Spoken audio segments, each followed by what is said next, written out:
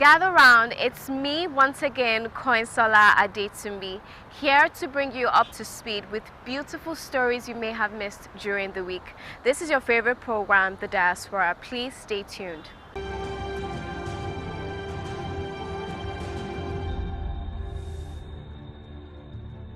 It is always heartwarming when someone comes to your help when it matters the most. This is a story of 30 Nigerian girls who were among the 150 Nigerians stranded in Lebanon.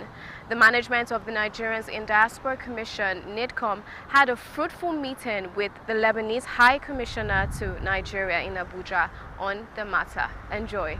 We are pleading to you. We are guests from Lebanon. We are stranded. Please. All of us that we are sitting here, we are all sleeping in this same room. We are cooking our food inside this room. We are sleeping here. Everything we want to do inside this one room. Please, we need your help. We need your help, our government, our pastors, our afars, our imams. Please, we need your help. You will not lose your children. You will not cry over your children.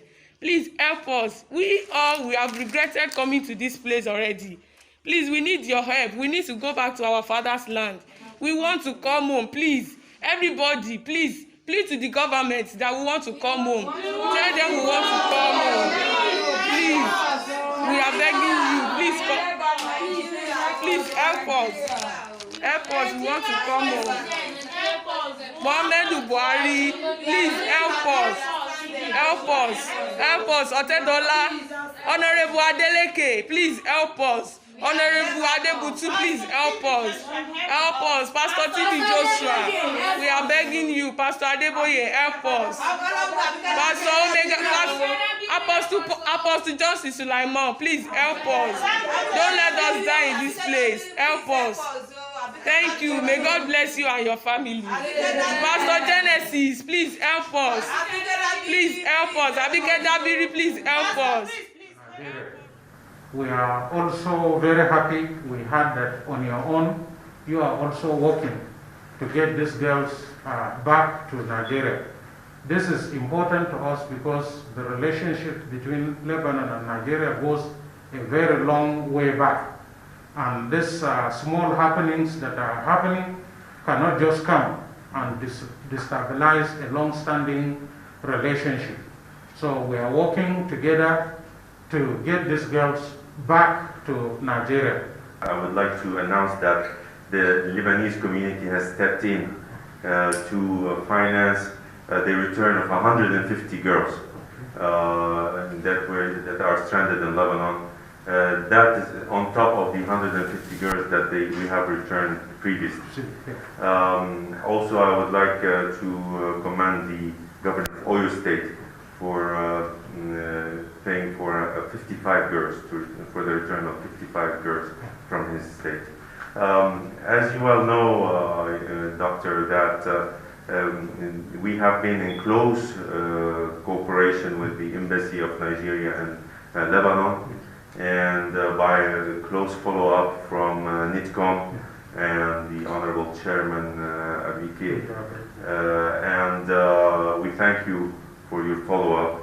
And of course, I don't fail to mention the cooperation of the Ministry of Foreign Affairs. Thank you. We want to end, we don't accept that any Nigerian citizen is mistreated. We have to stop these agencies from sending these girls to Lebanon. And although the number is small, compared to the number of girls that are trafficked to elsewhere in the world, that is in the tens of thousands. The numbers in Lebanon are very small, in the couple of hundreds, but we haven't shied away from our responsibility. Especially our Lebanese community has stepped in and made sure that these girls are returned back to Nigeria and with their dignity. So we hope that this will end this ordeal, and we will stay in close cooperation with the Diaspora Commission, and also I don't fail to mention the Diaspora Committee, House Committee Chairman, who's working with us closely, and hopefully we will be able to bring all these girls back to Nigeria. The first, I think they'll be coming in two groups. One will, on the 12th of August, there is a flight to Lagos. It will bring around 110 girls, and the rest, the 40 others, will be coming to Abuja on the 16th of August. Kudos to the Nigerian mission in Beirut, the Ministry of Foreign Affairs, NIDCOM, the Lebanese community, Ogun and Oyo State governments, as well as other strategic partners. Ticking the accolade box is Mr. Pascal Uchi, an English-born Nigerian who was among the youths that welcomed Emeritus Pope Benedict XVI to Britain in 2010 at Westminster Cathedral. He is also a trained pharmacist and the first English-born Nigerian to be raised to the sacred office of priesthood of Jesus Christ for the Diocese of Brentwood, England, one of the suffragan of the Archdiocese of Westminster. Wow, first of its kind. We are super proud of you. Also, a Nigerian from Delta State, George Ederin Ocolo, has just been sworn in as a judge of the Snohomish County Superior Court in Washington State, USA. Mr. Ocolo is set to replace George Bowen, who is retiring. He bagged his Bachelor of Law from the University of Benin in Nigeria and also received a law degree from the Seattle University School of Law and has worked for the past 13 years in the Snohomish County Prosecuting Attorney's Office, where he is a deputy prosecuting attorney working on homicide, sexual assault, child abuse, and elder abuse cases. Thank you for making Nigeria proud. No doubt Nigerians are leaders. Another 22-year-old Nigerian-born student at the University College London in the United Kingdom has made Nigerians across the world proud. Ms. Habiba Sule Adejo has been celebrated across the world as she becomes one of the few Nigerians in history who has graduated with a first class from the University College London. Nigerians are topping rounds in every aspect of life, from education to religion, sports, fashion, politics, and much more. Now let's celebrate our very own Miss Nneka Ede Dorothy, a Nigerian businesswoman who recently made the news for buying a Portuguese football club, Lusitano Ginásio Clube. Mrs. Nneka Ede is currently being hailed as the first African woman to own a European football club. This is indeed a big one. Congratulations, ma'am, on your achievements. Ha! Not so fast. Look, I'm tired. I want to check out of this country for greener pastures. Just calm down for a moment. Please sit down. Do you have a job where you're going to? No, but someone is arranging, Listen, Alinko. Checking out of this country without proper planning means one thing. Unimaginable begin. I've been in the diaspora, but legitimately doing great things at home and abroad.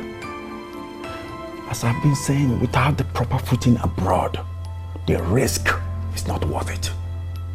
Listen, Alinko, it's better to be home than be trapped abroad, or even end up in prison.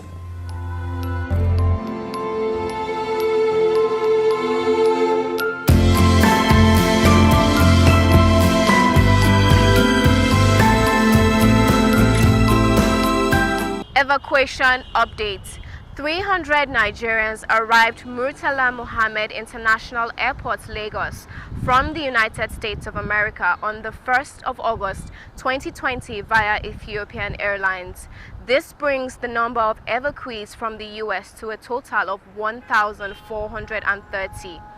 306 evacuees arrived in Nnamdi Azikiwe International Airport, Abuja, from the UAE on Wednesday, 5th of August 2020. 331 evacuees arrived in Nnamdi Azikiwe International Airport, Abuja, from the UAE on Friday, 7th of August 2020.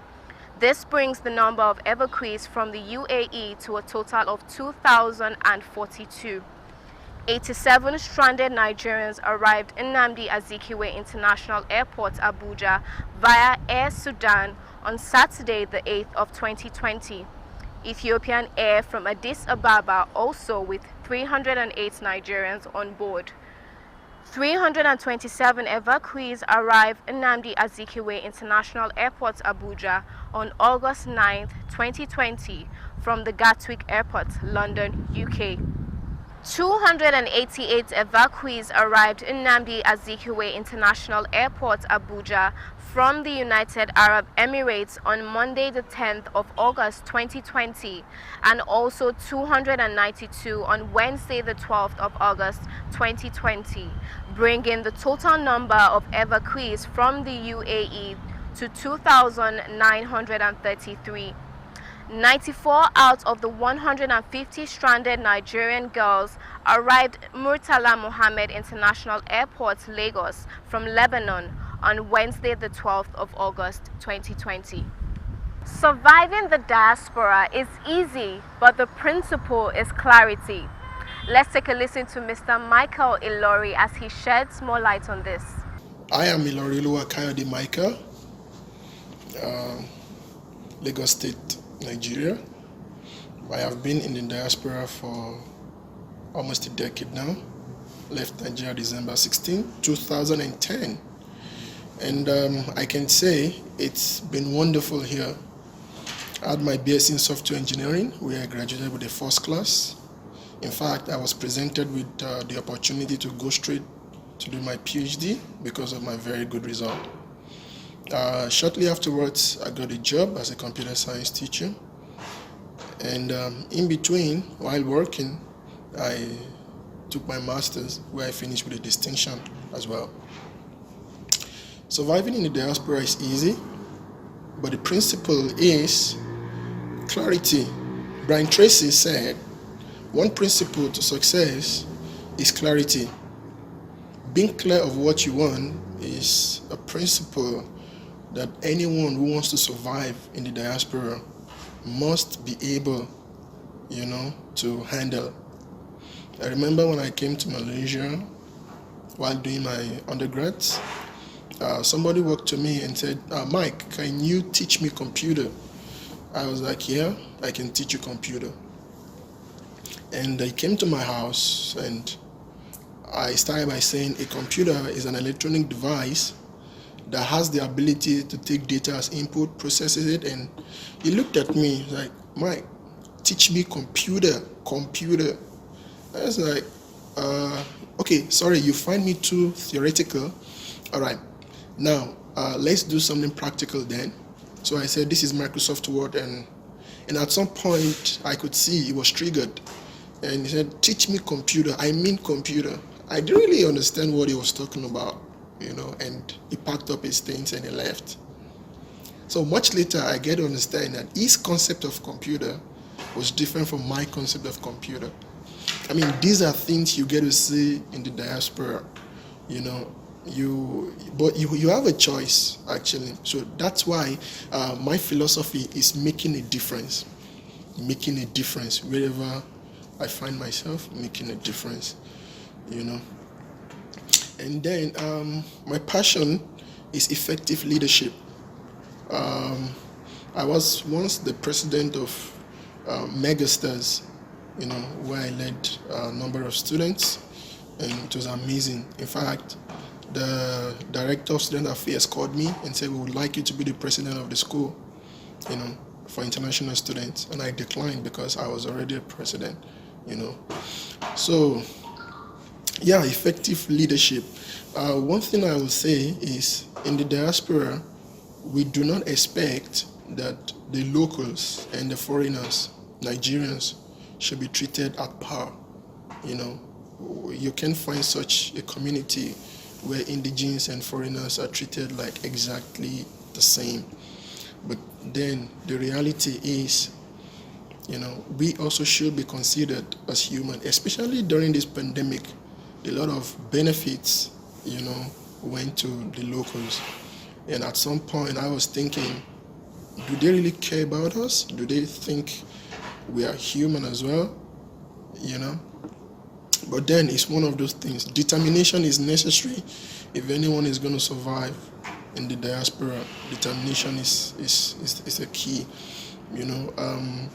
Currently, I founded a company called Lori Mees Global Ventures.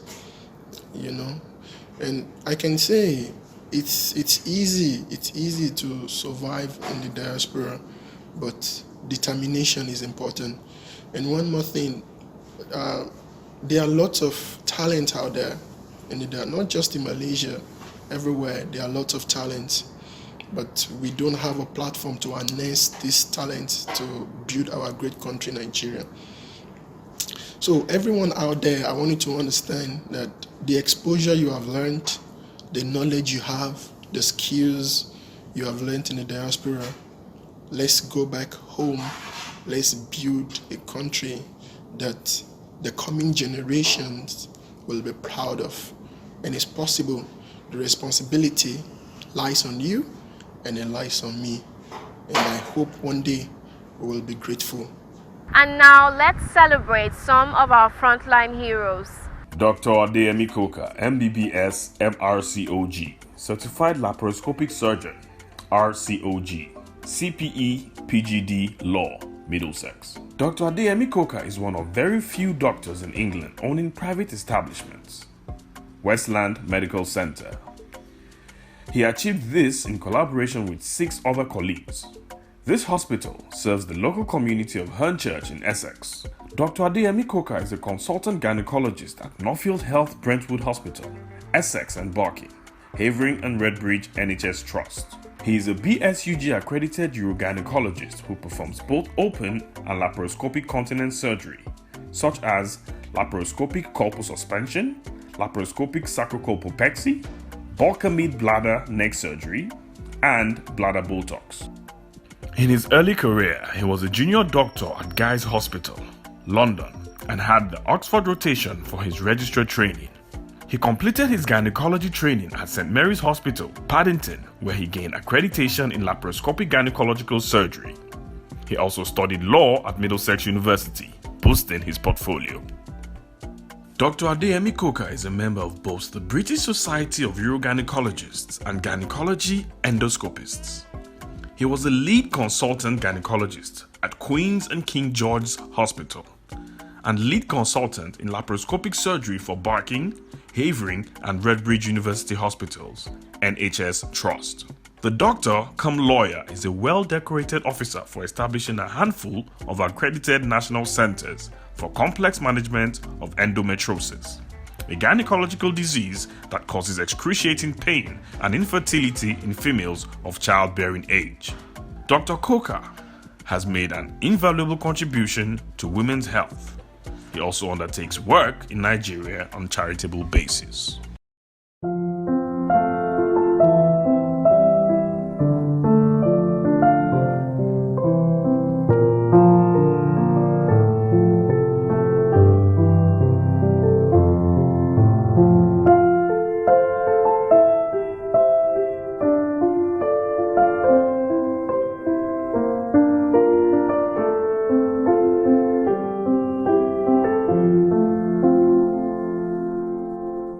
Tributes to Dapper Williams, a selfless, dedicated, patriotic Nigerian, is gone. Honorable Abike Dabiri Arewa, Chairman CEO Nigerians in Diaspora Commission, NIDCOM, has described the death of Mr. Dapper Williams, a UK-based Nigerian, as an irreparable loss to his family, Nigeria, and the UK communities. Dabiri Arewa stated this in a condolence message issued in Abuja following the death of Dr. Dapper Williams in London. She added that Dr. Williams was a quintessential gentleman, a worthy patriot, and highly respected leader in the UK Nigerian diaspora community as well as in Nigeria. The NIDCOM boss said the late Williams was a worthy agent of change in all facets of life and humanity, and a pioneer chairman of Nigerian think tank group NTTG. A selfless man who always puts the needs of others before his. He was on the front line of mobilizing support from Nigerians in diaspora to assist government efforts in battling COVID-19 pandemic as a member of the Nigerian Diaspora COVID-19 Eradication Support Group, she said. Dabiri Erewa prayed unto God to give his family and friends the fortitude to bear the irreplaceable loss and grant him eternal life.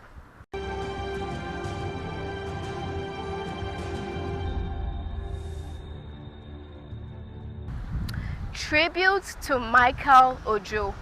Similarly, Honorable Abike Dabiri Erewa, Chairman CEO Nigerians in Diaspora Commission, NIDCOM, has described the sudden death of Michael Ojo, a Nigerian basketball player, as saddening and shocking. In a condolence message, she said the news of the sudden death of the promising basketball player in Serbia during training was painful. The NIDCOM boss regretted that Michael, 27, died in his prime when he was about to launch himself into global arena and using his God-given talent to promote the image of Nigeria abroad. She commiserated with Ojo's family, his club, Red Star, and the country at large on the loss of another rising star in the country. Dabiri Erewa prayed unto God to give his family the fortitude to bear the irreplaceable loss and for God to accept his soul to rest in perfect peace. Ojo, a Nigerian basketball player, died on Friday during a training session with Red Star at the age of 27 years.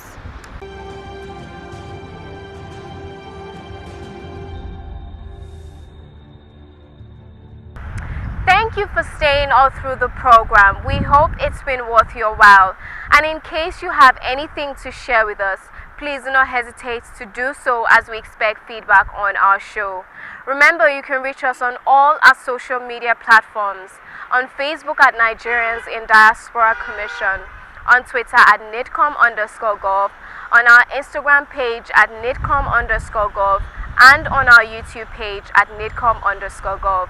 You can also join us on DSTV at NTA Network on Friday at 10:30 a.m., on NTA International on Tuesday at 6 a.m. and 10:05 p.m., on NTA News 24 on Friday at 2:30 p.m. and on Sunday at 11:30 a.m. You can also join us on WAC TV on Thursdays at 9 a.m. and on WTV on Wednesdays and Sundays at 8 p.m. I remain your host, Koinsola Adetumbi. See you next time.